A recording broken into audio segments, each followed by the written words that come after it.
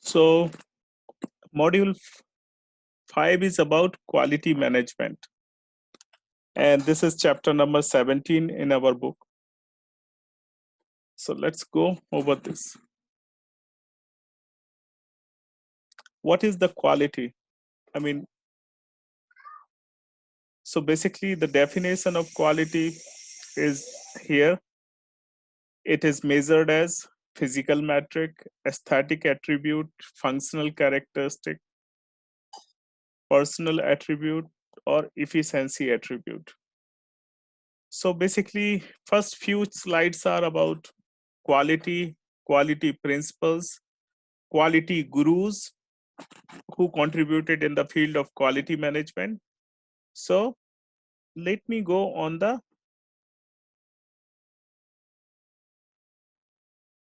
the history of quality.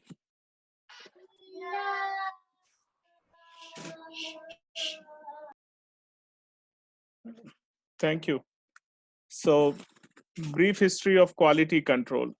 In early 1900, quality took the form of improved inspection and improvement in the method of mass production. So basically at that time it was the beginning of the uh, industrial world. 1920 to World War II, Seward, he started process control charts. And 1950 to 1960, Deming and Juran, these are the two great people in the quality management. So the journey started with Seward, then Juran and Deming. They train Japanese manufacturers to become high quality producers by applying American quality control techniques. So we have American Quality Association. Then after that, Taguchi and Ishikawa. So those who are working in manufacturing or process or quality control, they know all these names because there's Ishikawa diagram, there's different other things. Kaizen is one of the quality tool or quality method. In 1970, North American firms had lost their initial leadership in quality control and Japanese took over. So in 1980, Deming, Juran, and Armand advised North American firms in quality improvement and Japanese lean production methods. Then you can say Kaizen is there. Kaizen is a philosophy. And then Euro systems, European system of ISO 9000, 9001, 2, 3, all of them. So basically this part is about to read. Here we don't have any mathematics. So this is just philosophy. These are the history. These are the gurus who contributed in quality management. So Deming. So what are the 14 points of Deming? So these are in order to improve the quality. So here we are starting the very first step. What are the quality control tools? Statistical quality controls tools that we are going to look into this.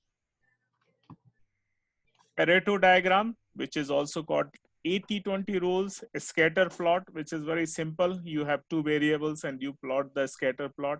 Box plot, we already see. Box plot gives you 5-point summary.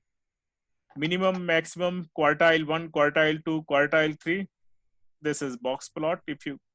I can do here, Fishbone diagram. It is also known as Ishikawa diagram. It is also known as cause and effect diagram. And the last thing is check sheet.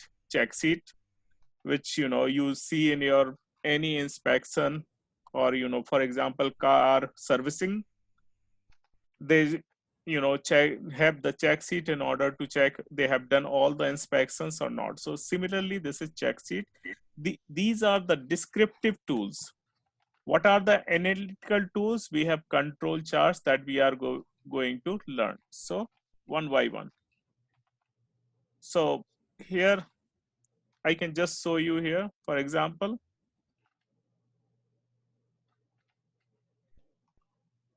this is called Pareto diagram or Pareto chart. It is also known as 80-20 rules. Means 80% of performance can be affected by 20% of the reasons. Means if you fix 20% of causes, if you fix 20% of issues, the 80% of the performance can be improved. For example, so in any restaurant or any uh, business process, major problems or major issues in order to increase the performance, let's say restaurant, is quality of the food. If you improve the quality of the food, and second, let's say quality services, the performance will jump automatically.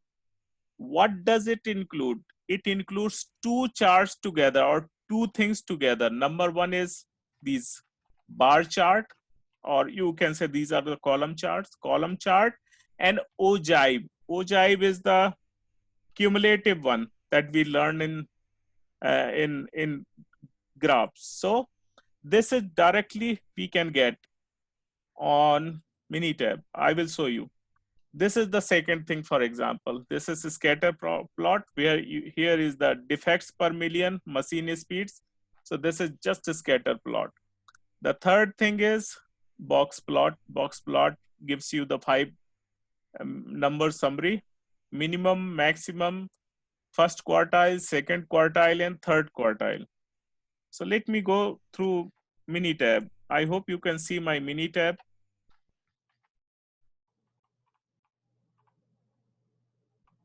So just a bit. Yeah, so this is our Minitab. Right here under statistics, we have two options right here. You can see control charts, quality tools.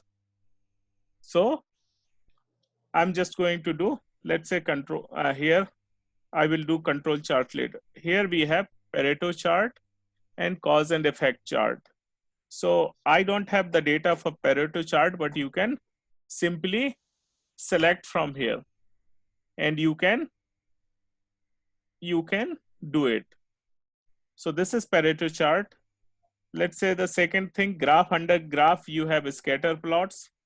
I'm just going to select two random numbers like midnight and 6 o'clock. So midnight and 6 o'clock, and then I plot, and I can understand how these points are scattered, midnight and at 6 o'clock. So this is how you can make the scatter plot. I'm not going into details because these are the basic things and we already learned in our other course. The third thing after this, for example, here we have graph and we have box plot here. And I'm just going to, let's say midnight. I'm just taking a one at a time.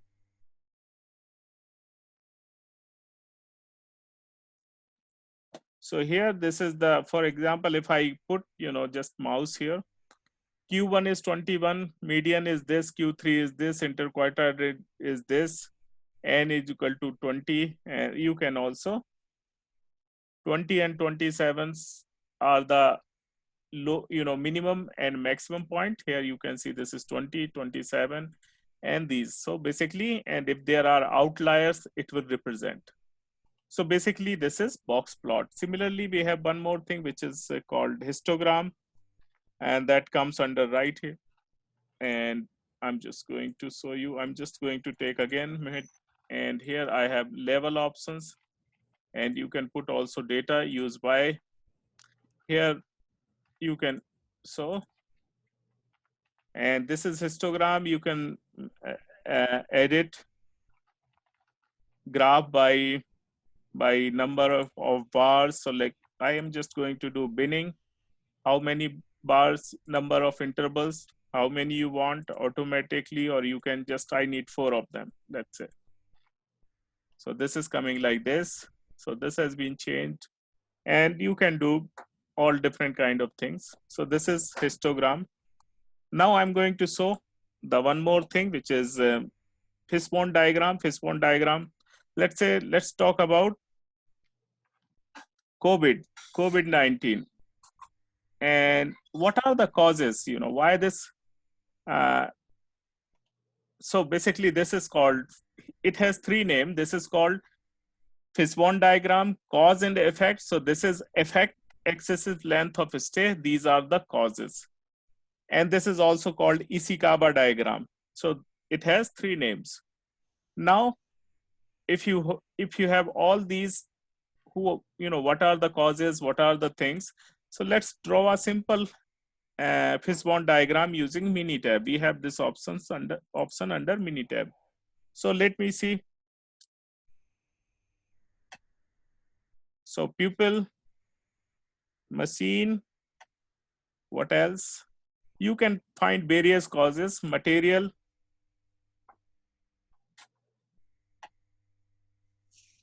and management, measurement, and technology.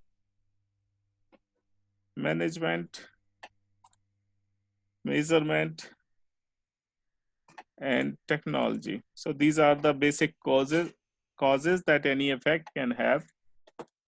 Pupil, I mean, first cause related to pupil, no social distancing, or basically no early symptoms.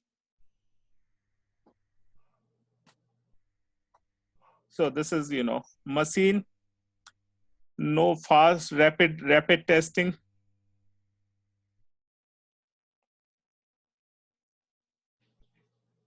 So I'm just material is like no medicine. I'm just management is government management is not that government got the late information and other things. There's no measurement of how it is going, what is the speed, and you are doing, I think, forecasting assignment. You can do the forecasting of the COVID situation. What would be the COVID situation in next 1 year if this is keep going as as in current form? So measurement is like no measurement. Technology under process, or you can say the vaccination or medicine is development, drug discovery. So I'm just, you can list down all the reasons. Now I go under stat.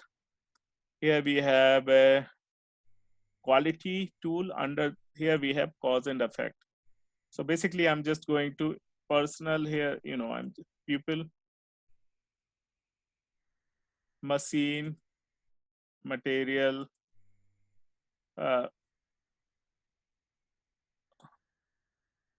here they have environment. You can change. What is the effect? COVID-19. Title, you can put anything. So I'm just, here you can see this is cause and effect. This is COVID-19, and these are the causes and sub causes. So it's all up to you. You can draw this cause and effect diagram. After cause and effect, let's go on the real part, which is control charts.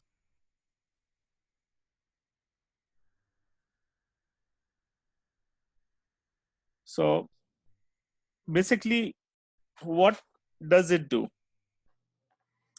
What is the role of control chart? It shows that whether a process is in control or it is not in control. If not in control, which are the points and where it is having the issue? This you can detect in manufacturing or any process or any quality related matters. You can do the control charts and you can get to know about this. So I'm not going into all detail about. So here I would like to share one important thing, which is Six Sigma. What is a Six Sigma? Six Sigma is based on five these words: define, measure, analyze, improve, and control. As you know, what is the Six Sigma? 3.14 defects per million. This is a philosophy. And actually, you know what is the Six Sigma when you see the normal distribution within Six Sigma limit, it will be like 99.73% data will be within that. So basically, and if you have a Six Sigma black belt, you will be like, you can write your own check. So I have, a basic Six Sigma green belt, but those who are working in the industry, this is one of the best thing that you can have. So this is the quality improvement process. It's called Six Sigma. So now I go, here we have three types of common charts: X bar chart, R chart, P chart. X bar chart, R chart. So basically this is about means. X bar means means. R means range, range chart. P matlab proportion chart. So these are the three types of basic chart, and that you can easily get into. So let me go into Minitab. So I have made these slides of screenshots. Here, you won't have any issue. I'm just going to put these things. So how you can get, where you can get these things, so you can see all these screens. I just put, control chart, under control chart this, and you have all the options. This is one option. Here you can go control charts. Here under this assistant, you have this option also. You can go under assistant and control charts, and you can go under control charts. This is under assistant. Here very clearly explained here, if data collected in subgroups, first, you can see the chart. It's a continuous data or it's a attributed data. If it is continuous data and then data collected in subgroup, no, then IMR chart is the option. If it is collected in subgroup, yes. Subgroup size is less than 8, X bar R chart. If size is more than 8, X bar S chart. If it is collected in attribute, what are you counting? Defective items, P chart. Defects per unit, U chart. So basically, you can make a proper judgment which one is to be applied. Basically, I gave 4 questions, and 4 questions mostly based on continuous data right here. And then you have, you can, if there is a mean, you can do the mean. I'm going to demonstrate. So basically, I made these screenshots that you won't have any problem, and you can get everything done. There are 4 questions. Now let me go back to Minitab. So I have a data right here. I mean, this is one of your assignment also. One of the question in the assignment. Here, this is, the groups. There are 4 subgroups. The, temperature has been measured at midnight, at 6 o'clock, at 12 o'clock, at 18 o'clock. And this is the mean, and these are the samples. So basically, we don't need to care about mean and sample. These are the 4 subgroups that we have of any freezer temperature. Now, I need to see what I can do. Here, state, control charts. Let me draw under this, we have X bar R chart. So I'm just going to do one X bar. Let me see. Here you have 2 options. All observation for chart in one column. No, we don't have, we have separate columns. So what I'm going to do, I'm going to do this. Suppose I have all the observation in one column. So let me do, I can select one column, and I need to define the subgroup size. Let's say I have 2 subgroup or 3 subgroups. Okay, this I can put, but here we don't have. Here we have all columns are in midnight to, I selected here. So once I selected all in different, the group size option is gone. Now here you can put the labels, whatever you want to put. This is the most important thing. You can define the mean also. You can, if you know mean you have, you have in question, you can define that. Standard deviation, you can, if it is given, you can put here. Limits, you can put lower and you can put upper limit. So basically these values you can put and you can get. So if it is given or you want to define, you can put, otherwise automatically it takes from the chart. So I'm just going to take from the, look into this. Can you see this?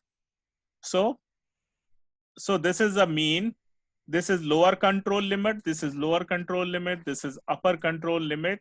If you see this process of freezer and four, the fourth of this only just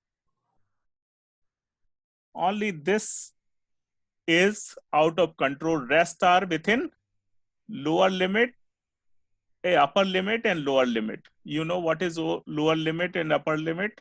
So it's basically three. So if you plot this, this is mean 3 sigma, and so this is minus 3 sigma, this is plus.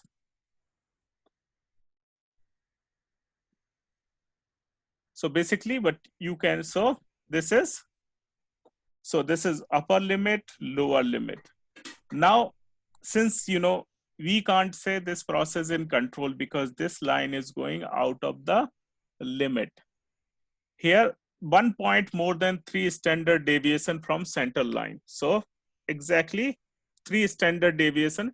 So this is center line, this is 3 standard deviation, this is 3 standard deviation. And test failed at 0.6. So you can see this is 0.1, 0.2, 3, 4, 5. Test is failed at 0.6, which is correct. The same thing I can do, for example, here 23 point something is there. I can put 20 is lower limit, I can put 25 is upper limit, and I can have some standard deviation. So I'm just going to do the same thing with another option. So I go under assistant, control chart. So X bar are X bar. So how many subgroups we have here? We can see we have only 4 subgroups: midnight, 12, 6 o'clock, 12 o'clock, and 18 o'clock. So if we have more than that, X bar and S chart. S means standard deviation. What is the S means? Standard deviation. X bar means simple mean. So here range and mean. So I just go here, data in column, multiple data. So I can just select all of them. Let me remove all these. Okay, here we go. So here, how will you determine the control limits? Estimate from data, automatically it can get from the data like previous. Use known values. So I'm going to give some known values. Lower limit is, we got 20, like I can give 19. And what was the upper limit? I can just see 25.8. So I can give 25.5. Oh, so center limit I'm not giving, upper limit 25.5, and I'm giving 23 is okay.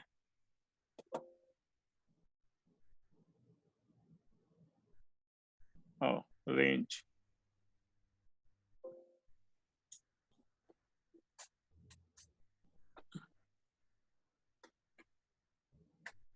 I have to give I have to give also for range, 2 limit, 2 values. So I'm not, so this is just, you do it. Okay.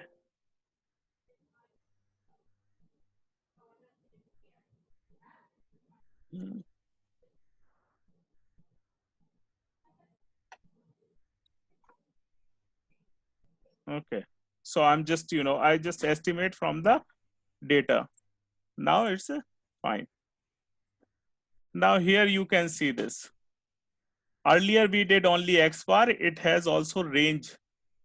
So I didn't know the range. I was not putting the range limit. Otherwise, we could have this.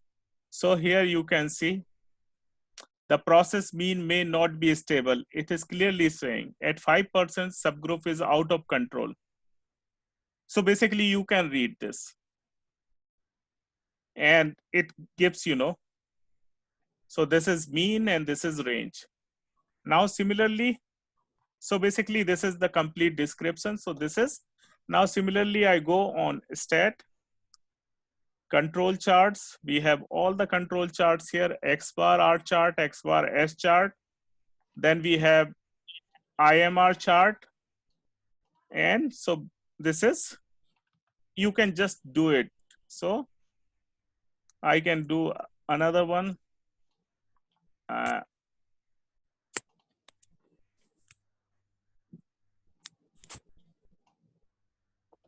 So basically you have the, some questions have their mean is defined, mean is given, standard deviation is given, limits are given, lower and upper limits. So basically, or you are going to calculate those things that you can do. So basically this is simple mean and simple standard deviation. Again, this sixth, standard deviation is in control. However, the mean is not in control. Therefore, so this is about control charts in this chapter. All the charts you can see under this, under control chart option, that you can understand. Now let me go further in this. So one more important understanding in this. So this is upper control limit, lower control limit. This is the formula mu plus 3 sigma upon square root of n. Mu is mean, that is standard deviation is sigma, n means sample, how many subgroup, and then you can calculate. So 3 is the 3 sigma part, 3 sigma minus plus 3 sigma, we learn this. So this is, now important thing in this is about the 4 rules which are there related to this. So let me pull the 4 rules.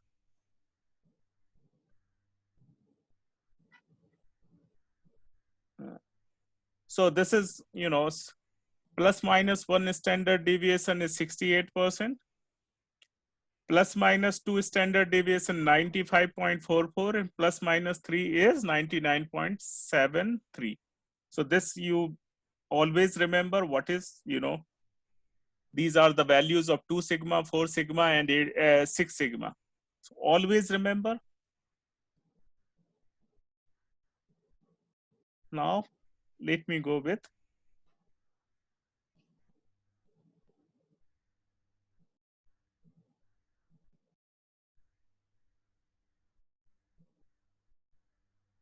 just a minute. There are 4 rules of checking the chart. Yes, so right here. Rule number 1, single point outside 3 sigma, that we just seen in our the freezer temperature case, that point number 6 is outside 3 sigma. That is rule number 1. Rule number 2 is 2 of the 3 successive points outside 2 sigma on same side of the central line. So for example,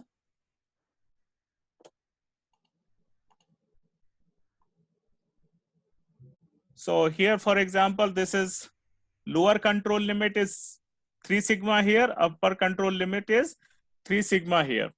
So, and this, this line is 2 sigma line, this line is 2 sigma line.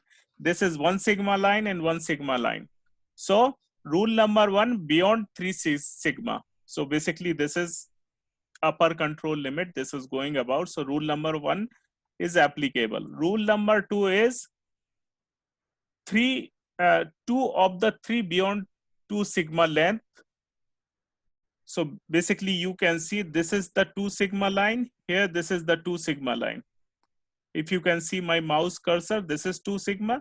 Here you can see two consecutive points are about 2 sigma or above. So this is the second rule. The rule number 3 is 4 of 5 beyond 1 sigma. So basically this is 2 sigma, this is 1 sigma.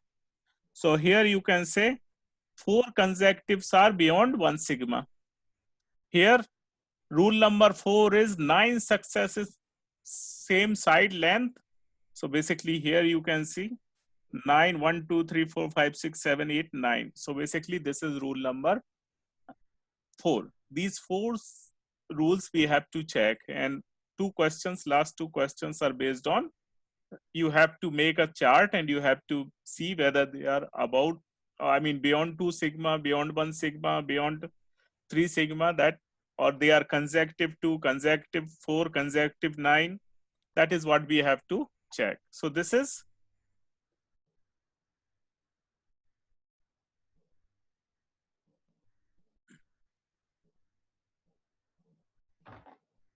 so our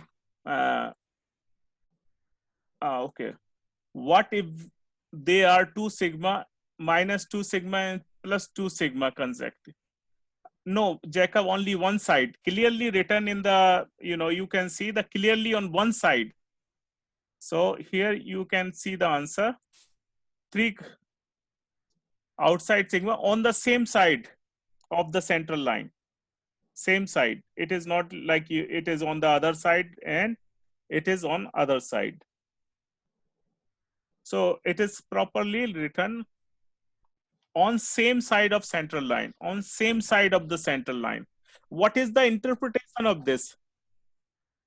What do you understand? If it is observed on the same side, that means if suppose you are you are manufacturing some, let's say any item or any good, if it is only, let's say the rule number 4 is applied, means 9 consecutive points are on the same side.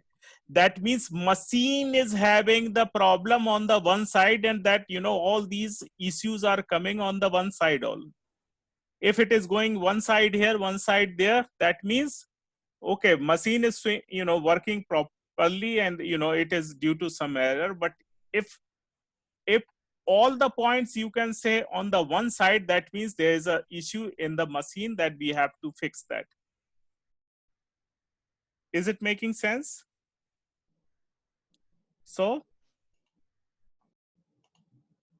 now let's go on. So basically all 4 questions about, 2 questions about these 4 rules and 2 questions about simple. And I already demonstrated one which we are going to do. So basically you can do that. Now I am going on module number 6. So you have 6, and now I left reading part because you can read easily. So this is called, and after this our module 5, module 6 is totally based on the Excel. So 6 is Excel. Up to 5th you can use Minitab, because we don't have option for this. This is called analytical hierarchy process, and this is also called multi-criteria decision making. And this is very interesting, and if you can apply in your real business scenario, that will make, that will give you a lot of value. So this is very simple technique. And let's say I'm going over some of the examples. Suppose you want to hire a CEO, and you have three best candidate, but you are in dilemma who should be picked up for the CEO job. If you want to promote 5 staffs and you have 10 in the line, who 3 will be promoted?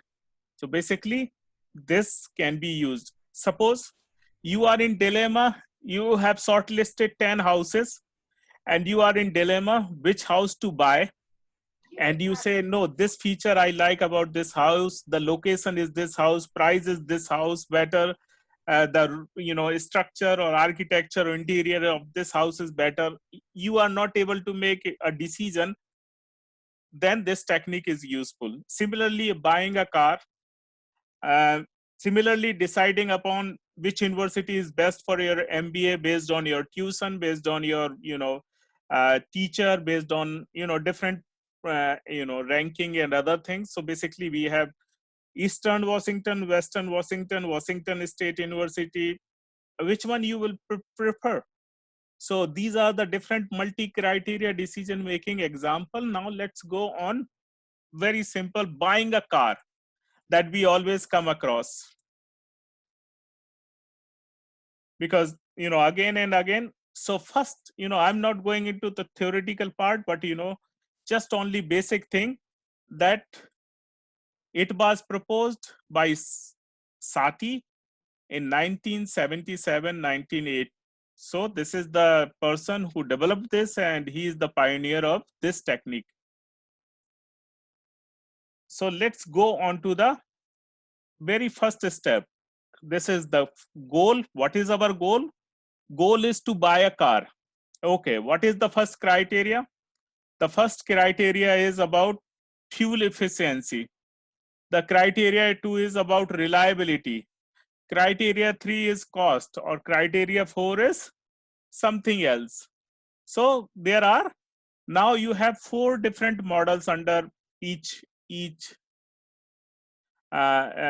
you have to select out of 4 based on reliability, fuel efficiency, and look, or and you have Honda, Toyota, Subaru, or one more car you can take. So you are going to, now here I'm going to do a very simple. So car selection, select, what is the objective is to select the car based on style, reliability, and fuel economy. To make a calculation simple, I'm just going to use, we'll talk about cost later. Style, reliability, and fuel economy. Alternatives, you have 4 options to buy: Civic, Saturn, Ford, and Mazda. These are the 4 models that you can, you are in dilemma which one to be picked up. So your question, which is the best option out of 4 car model based on criteria. Now look into the first, this is the hierarchy that we have developed. Selecting a new car based on style, reliability, fuel economy, go under this Civic, Saturn, Escort, Miata. So these are the 4 options. So this is the structure has been developed. Now let me do some calculations. After developing this structure, the first step comes is pairwise comparison. What is the pairwise comparison? You will compare style to reliability, style to fuel economy, reliability to fuel economy. So basically you take how many pairs can be based on the these criteria, just make all possible pairs and compare. So here is the ranking criteria and alternatives. Let's say I'm giving a very simple example on my whiteboard here. So I have 3 cities and I would like to see. I have New York, Seattle, and Spokane. Let's say how I can say, let's say Seattle population is 1.3, 1.5 million. Spokane is 0.5 million. And how much is New York? Say, let's say 10 million or 9 million, let's say, to round up 9 million. Now I compare Spokane to Seattle. So if I say here I have a Seattle.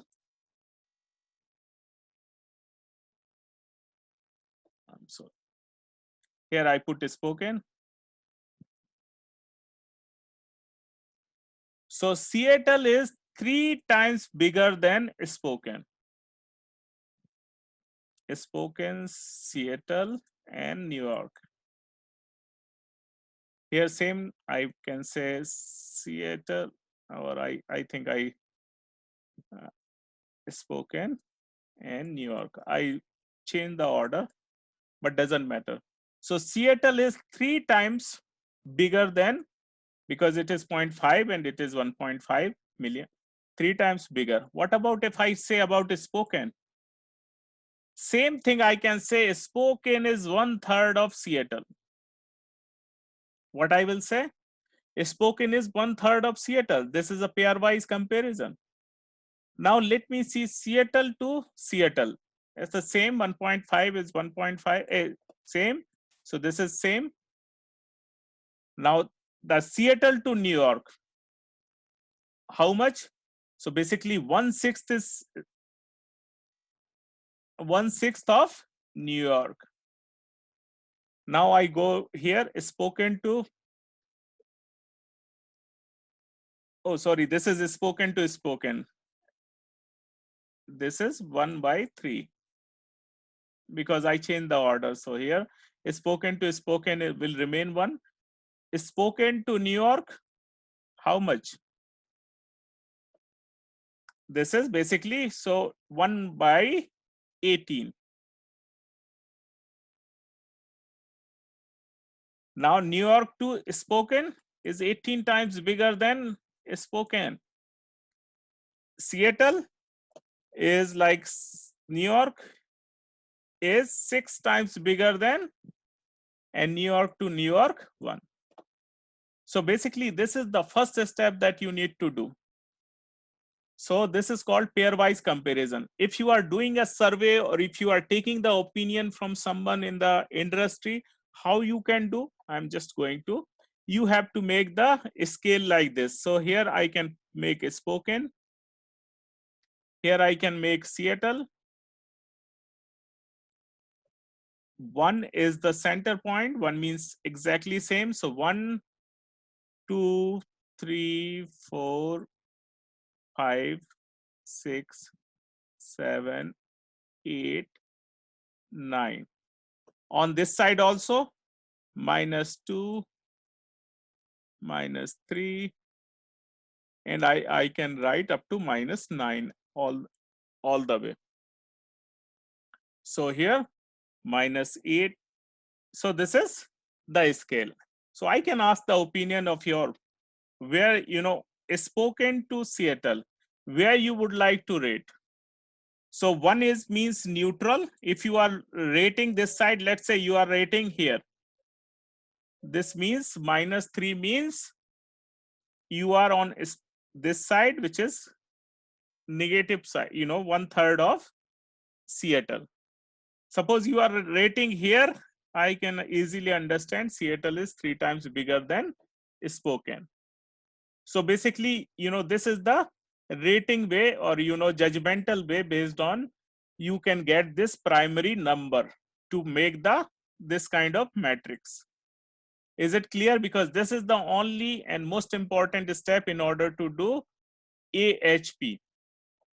Now I'm just clearing this, and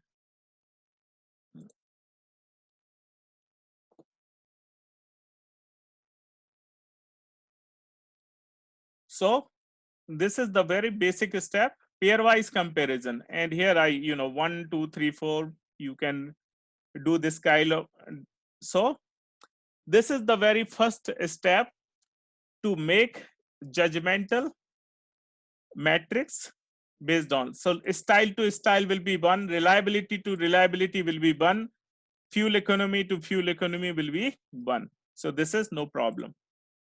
So some, you know, people prefer style half, style is half than reliability. So style is half than reliability. Style is 3 times more than fuel economy. So, and reliability, so basically this is style to reliability is half. Reliability to staff is reciprocal, or exactly reciprocal. This is 1 to 1. Reliability is 4 times important than fuel economy for for car. So here is the 4. Now you can do the opposite. Here is 1, 3. Here is 1 by 3. Here is 4. Here 1 by 4. And this is 1. So basically diagonal is all 1. Then if you know the upper criteria, you can automatically fill the reciprocal points. So once you see this matrix is done, then it's part of the matrix calculation. And this is the way to do. First, you normalize this matrix. So this is the 1.53214. So basically that same matrix has been pointed in terms of decimal value. The column sum here is you take the sum of the column. Here we are getting 3.33. This column sum is 1.75. This column sum is 8. So if you divide 1 with 3.33, you get this value. 2 with 3.33, you get this value. 0.33 with this value. So basically this is, you are going to do normalization of the matrix. And then what is the row average? Then you can take the average of an entire row. This is 0.3, this is 0.6, 0.1, and that is called priority vector. Now let me do this in Excel. So for example, this is the very first matrix that we have done. So this is exactly style to reliability. And what I have done, this is, I'm just doing here. So sum of all, this is the sum. So basically, and then you can do this. So first step to take the column sum, then divide individual values. So I have divided this with 3.33. So 1 divided by 3.33, 2 divided by 3.33, 3 or this value divided. So we get this. Similarly, 1.7 divide 0.5 with 1.77, 1 with 1.75 or this value with 1.75. You get this value. You get these values. Third option, same, 8 is the total. So what we get here, this is called normalized matrix. Normalized matrix is the, how you can check your matrix has been normalized. The sum of entire column is 1. So I just sum this. This is 1. And if I check all of them, they are 1. So this is the normalized matrix. Now look into this. This is nothing but average of this column, average of average of this row, average of this row, average of this row. So how I can do? I'm just doing here average, and so this is, and then I'm just, so this is again, I'm going to check whether this is 1, this is also coming 1. So basically this is called priority vector. Now we got the value of our priority vector. Now let's go back to the, so this is the 0.3, 0.6. So they round up, instead of getting into decimal, they round up to 0.3, 0.6 and 0.1. These are the weightage of each value. Selecting a car, style has 30% weightage, reliability has 60% weightage, and fuel economy has 10% weightage. This is now known, very, very much known. After this, we would like to check whether the consistency index and consistency is there in this or not. Therefore, we have steps to do the consistency. So this is the basic very first matrix. Oh, sorry. This is the very first matrix. This we are multiplying with the priority vector. How do we multiply? You just put 0.3 here, 0.6 here, 0.1 here. So basically we are going to multiply these value. 0.3 will be multiplied with entire column. 0.6 will be multiplied with this entire column. 0.1 will be multiplied with entire column. So I'm going to show you here. So I just put 0.3 here. Those priority, this is our original matrix. 0.3 is, we are multiplying this matrix with these priority vectors. So 0.3 is here, 0.6 is here, 0.1 is here. I'm just doing a multiplication with this here. 0.3 into 1 is 0.3. 0.3 into 2, 0.6. 0.3 into 0.333, which is 0.099. 0.6 into 0.5, this much. 0.6 into 1, 0.6. 0.6 into 0.25 is 0.15. Similarly, 0.1 is multiplied with 3, 4, 1, and we got this value. Now what we are going to do, we are going to take sum.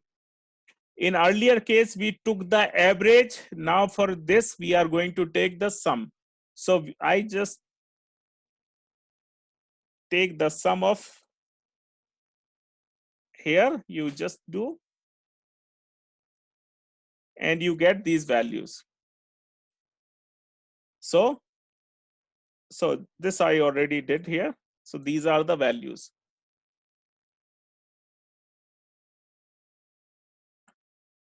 So after this, so we got these values, which is ax. A is multiplied with x. We got this ax value, which now we need to check lambda max and x. So what is the lambda max value? Lambda max is the average of this divided by this divided by this, and this divided by this. So 0.9 divided by 0.3, this divided by this, which is coming 3.06, and we can see right here. So there is x here. So 0.9 divided by 0.9 divided by, where is the value is this, this. So let me do one more time. So 0.9 divided by this value. What is this value? 1.6 divided by 0.6. And the third one, sorry, this is the, yeah, this is divided by 0.1. And then we are going to take average of this. So average of this 3.05. So once we got this, we got the lambda max value. Why we are doing, you will get to know. So lambda max value we got to know. Now the consistency index is equal to lambda max minus n divided by n minus 1. So lambda max value is 3.06.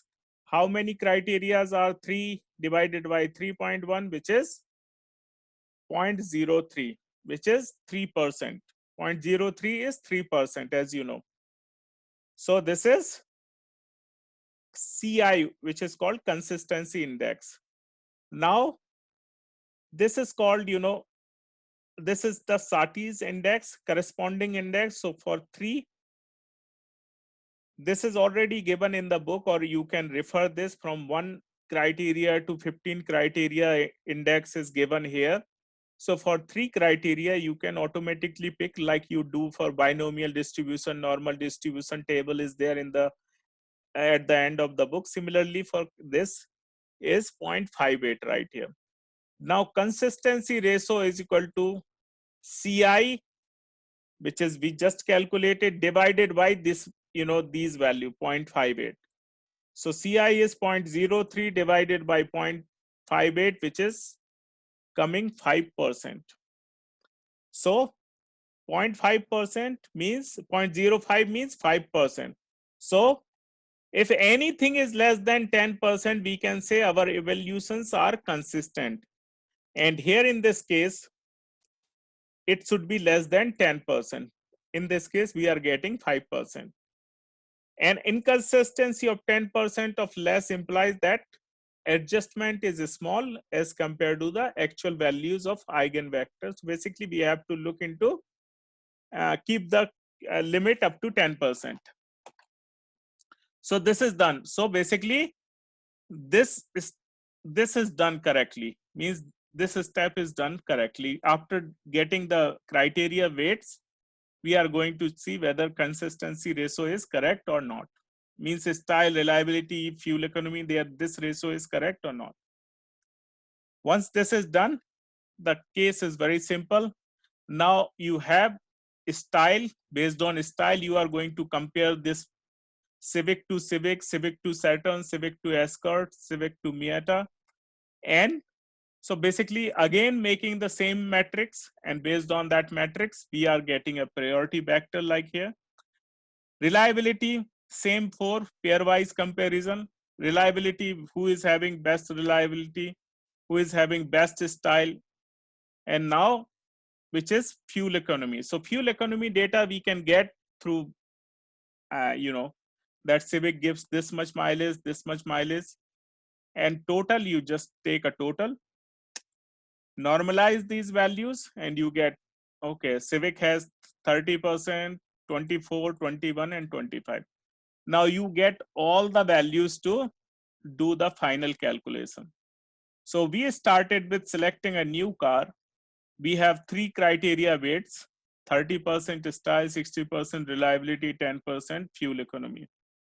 Civic scores 13% in style, Saturn score 24, and this is, now it's very simple. You have to give the weight and you just multiply. So style, now we are going to do the Civic calculation. 0.13 into 30 plus 0.38 into 60 plus 0.30 into 10. So when you do for similarly Saturn, you do this thing. This is the style, reliability, fuel economy. This is the criteria weight. Now you get overall values, which is 30% of the Civic, 27 is Saturn, 8% Escort, 35% is Miata. Now, based on this judgment, based on this, priority matrix and all the calculation, we got to know Miata is having 30%, so this is the number one preferred car.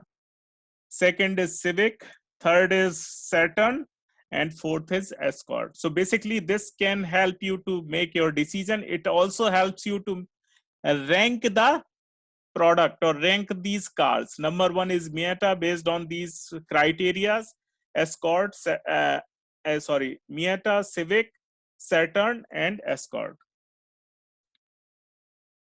Is it clear? I mean, this is the AHP. Is it making sense?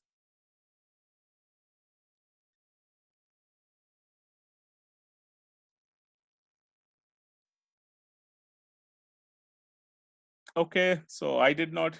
Okay, thank you, Jacob. Any other? So now let's go into one more thing.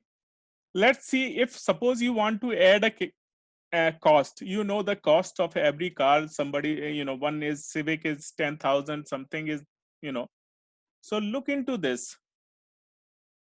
This is the cost. You can normalize the cost. You can normalize the benefit. However, it is difficult to incorporate the cost at the later stage because whatever you are going to incorporate, that has to be incorporated at the beginning because it is pairwise comparison. So we missed cost criteria here. Otherwise, style to cost, reliability to cost, and fuel economy to cost, there can be. So it is very difficult to include cost at later stage. So whatever you want to consider at the earlier stage. Extended form of this method is called analytical network process, which is more networked in the way, but that can be more complicated. Therefore, I'm not just going into that. But if you have real numbers, you don't need a judgment. You can just normalize and you can get the normalized values. Now let's look into the real example here. the size of the house. For example, if you are going to buy a house, goal based on size, transportation, neighborhood, age, yard, all these, you have 3 house options. And based on this priority thing, eigenvectors are like this. You have lambda max is 8 point, and consistency ratio is less than 10%, which is 8.3%. So basically this is right there. And based on size, you are going to compare all three house options based on transportation, based on neighborhood, age, finance, and all other. And if you have this, you can get overall, this is the value. Option A is 34%, 30.46. Option B is the highest rated. And third is option C, or C house. Now, this is the real case that you can, how valid is this method? In operations management, whenever you have multiple criteria to make the decision, this is the real scientific technique, and that can be proved in this example. Which drink is consumed more in USA? So basically this has been a judgmental matrix, compare-wise matrix. Coffee to coffee is 1. Coffee is preferred 9 times more than wine. Coffee is preferred 5 times more than tea. 2 times beer, 1 time sodas, milk, and half times water. So basically, similarly, this matrix has been designed and completed. Now look into, based on the calculation, the derived scale based on the judgment is matrix is, this is the coffee is 17.7%, wine is 1.9%, tea is 4.2, and so on, which is consistency ratio is 2.2%. The actual consumption from the statistics, US Department of Statistics, this is the real data, which is the drink consumed in what percentage. Actual data is 18% coffee is consumed, 10% is wine is consumed, tea is 40%, 0.1. This is 1%. Wine is 1%. Tea is 4%, beer is 12%, sodas is 18%. How near are they? You can see coffee is almost same, 18 and 77. Tea is almost same, 4.2 and 4. Beer is almost same, 11.6 and 12. Sodas 19 and 18%, which is almost same. There's only difference. Milk is 12.9 and 14, which is, you can say, kind of similar. Water is almost same. So this is the application of this. So basically, you have to do, you do the practice. If your consistency ratio is coming more than 10, or it is coming in negative, that means you assume this matrix has some, you are making some mistakes in putting these values, reciprocal values. That is what is most important. So always, for example, this is C to C, here B, A to B is 9. Then what would be the value here? This would be 1 by 9. So C to A is 9, means A to C is 9. So what about this? Is also 1 by 9. Similarly, fill all the values here in order to make the matrix. Now, this is the interesting one. You have a presidential election this year. Who is going to be your CEO of the country? Who is going to be the CEO of America? Mr. Trump, Mr. Biden, and who is the third candidate? I think I forgot. He's the rapper. You can choose. You can decide who is going to be the, based on some opinion that you can take, aggregate, and put the in matrix, and you can conclude. And you can check your decision later on.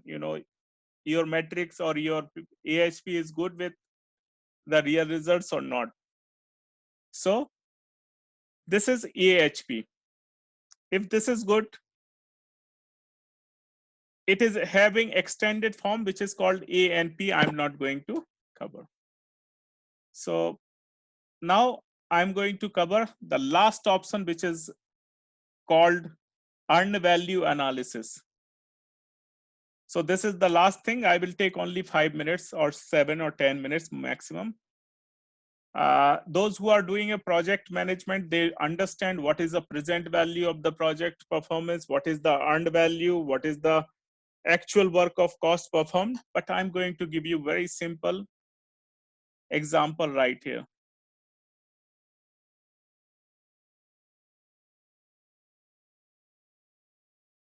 Okay.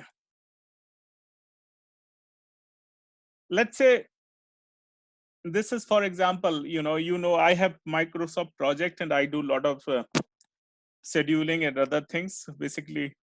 So project management, the scheduling and Gantt chart. Based on Gantt chart, this is, for example, this is the activity one should be done in 18 days, and we are monitoring the performance as of today. This is actual planning. This is actual planning. Now let's see, I decided what is the actual performance of the project. Let me check today. So I'm doing it today. Activity A took 18 days. It is done. Activity B has 10 days, and it is only it has 80% completed as of today. Still 20% is left. 80% is left. So out of 18, this is done 18. Out of 10, it is done only 8. Activity C, out of 20, only 14 is done. But this point of time, how much it should be done? 80% should be done. We are only 70% is done. Activity D has to be completed by this time 15%, and it is only so. Today, let me see what is the overall performance. So this is the planned value, 18 plus 10 plus 16. By this time 80% should be done, which is 16 of 20, and out of 40, 15% is 6. So total, this is the planned value, what we have achieved today. 18 is done out of 18, out of 10, 8 is done, out of 20, 14 is done, and this is 0. So out of 50, we only achieved 40%. This is called planned value or budgeted cost of work scheduled, or other word, budgeted cost of work schedule. Earned value, budgeted cost of work performed. Budgeted cost of work performed. What is the actual cost? Let's say at this point of time, if you see your pocket, you invested actually $45,000 or $40 or $45. It is planned, it is actually happening, and it is actually you invested from your pocket. So if you know on three things, you can make it very simple. So only three things you have to observe, and Microsoft project can do this job for you in just in second. Now let's see. So you can see this is the diagram, or this is a time, this is a cost. You can see this is the blue line here, the budgeted or planned spending. If everything is going as per the plan, that means your project is going perfectly all right. If this red line is underneath, that you are behind the schedule, and if this line actual spending is over that, it is over budget. So let me go with a very simple example right here.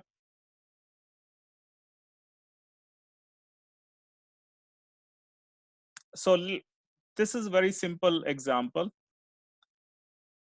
Make 1,000 cups over 50 days. So any lemonade company is producing 1,000 cups over 50 days. So how much? 20 cups per day. 20 multiplied 50 becomes 1,000. What is the budgeted cost? per cup is 50 cents. Okay, so the total project cost is $500. So we got this basic information. Now let's see. This is the situation at the end of number day 10. 150 cups have been made. Actual cost is $90 has been spent. So now based on this information, we are going to get plant value, earned value, and actual cost of work performance, which is right here. So now we would like to get two other values, which is actual work, plant value and earned value. So what is the plant value at the end of the day 10? So 20 cups per day means $10 per day. $10 multiplied with, so this is plant value. Plant value is $100. That means $10 per day into 10 days, which is $100. Budgeted cost of work performed. So here you can see how many cups are made. 150 cups. So 150 cups made means how much actually work performed? 150 into 50 cents, which is $75. So now you have three values. This is plant value, earned value, and actual cost of work performed, which is $100.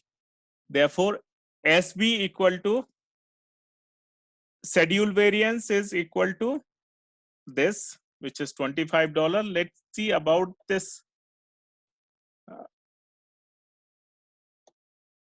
Sorry. So here we have schedule performance indexes, which is first BCWP divided by BCWS. How much? Which is 75 cents. 0.75, sorry. Why? Because BCWP is 75 right here. Our BCWS is, so this is work of, this is earned value divided by, sorry. So earned value divided by plant value. So this is 75. Similarly, cost performance index is, this is actual, this is VCWP divided by actual cost of work performed. So this is earned value divided by actual cost of work performed, which is 0.833. Now, what is the interpretation? How we can interpret? These are the two important values, which is schedule performance index and cost performance index.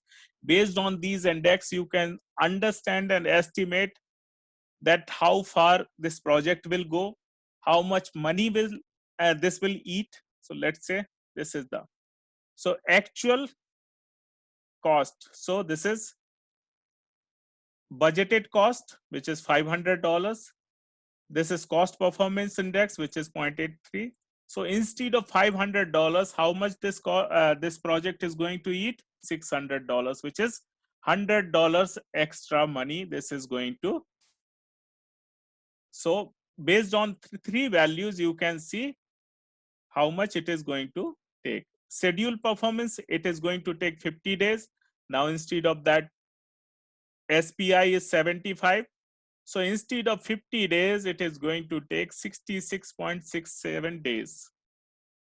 So what is the important thing? Three: earned value, plant value, and actual cost of work performed. And then you can see the schedule, SPI, schedule performance index, and cost performance index. And you can understand and you can take action.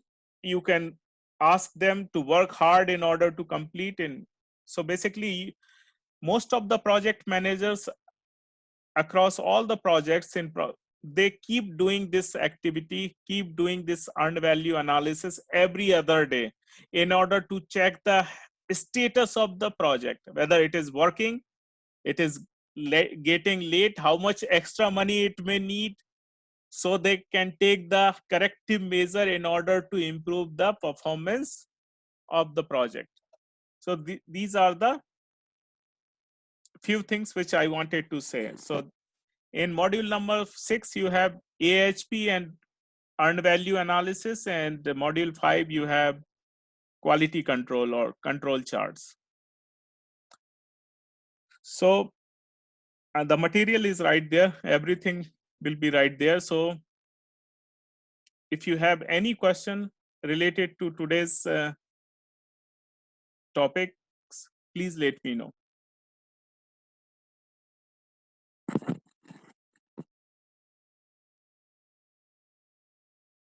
Any question? If you have any question, let me know.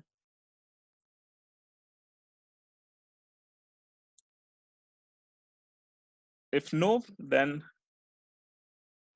you have a question about module 4. Yes, please. No, actually, I don't want you to put all 365 points. I just wanted you to calculate that you are putting $100,000, how much you are going to earn in this. You know, your $100,000 will become $150,000, and you are going to get 50,000 extra. So I don't want all the points to be there on the Word document. No, just basically a managerial decision is most important. Any question?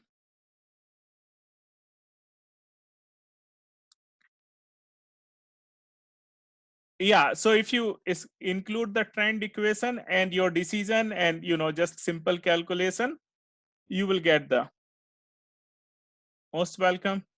Thank you so much. I'm Rajiv, or you can call me Raj. I'm not sir. You know, don't call me sir, because this is Raj.